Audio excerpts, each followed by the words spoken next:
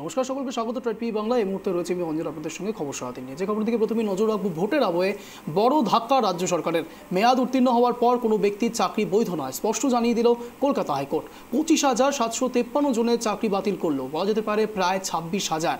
বিচারপতি Debangshu বসাকে division bench 2016 পুরো প্যানেলই বাতিল করলো হাইকোর্ট। এই নিয়ে আচার্য সদন প্রেস কনফারেন্সে সিদ্ধার্থ মজুমদার এসএসসি চেয়ারম্যান জানিয়েছেন 2016 এসএসসি নিয়োগ মামলায় তারা শীর্ষ আদালতের দ্বারস্থ হবেন। পাশাপাশি সমস্ত রায়ের কপি হাতে পাওয়ার পর এবং আইনজ্ঞদের সঙ্গে কথা বলার পর তারা চূড়ান্ত সিদ্ধান্ত নেবেন। আর কি জানিয়েছেন তিনি শোনাবো। মহামান্য শীর্ষ আদালতের কাছে আমরা অ্যাপিল করব। তবে এটা ঠিক যে রায়ের সম্পূর্ণ কপি না পেলে শুধুমাত্র ওই মৌখিক শুনে, প্রচার মাধ্যমের কাছ থেকে শুনে, আমাদের অবশ্যই নিজেদের আইনজীবীর কাছ থেকে শুনে যতটুকু জানতে পেরেছি তার ভিত্তিতে বেশি মন্তব্য করার কোনো মানেই হয় না। কি গ্রাউন্ডে কেন কিভাবে অ্যাপিল করবো সেটা আমি এই মুহূর্তে কিছু বলতে পারবো না, বলবো না। এইটুকু বলতে পারি যে আমরা অবশ্যই শীর্ষ আদালতে আমরা অ্যাপিল করব।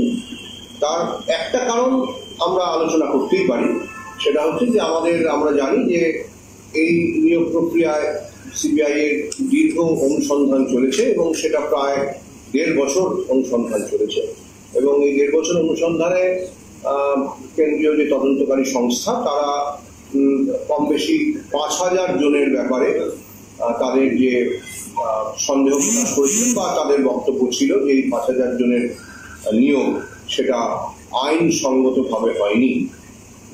ফলে 5,000 জনের ব্যাপারে এবার আমাদের কলকাতা হাইকোর্টের এর আগেও 5,000 জনের সবার ক্ষেত্রে না হলেও বেশ কয়েকজনের ক্ষেত্রেই আমাদের কিন্তু সুপারিশপত্র বাতিল করবার নির্দেশ এসেছিল এবং আমাদের মাধ্যমিক বোর্ড তারাও কিন্তু নিয়োগপত্র বাতিল করেছিল।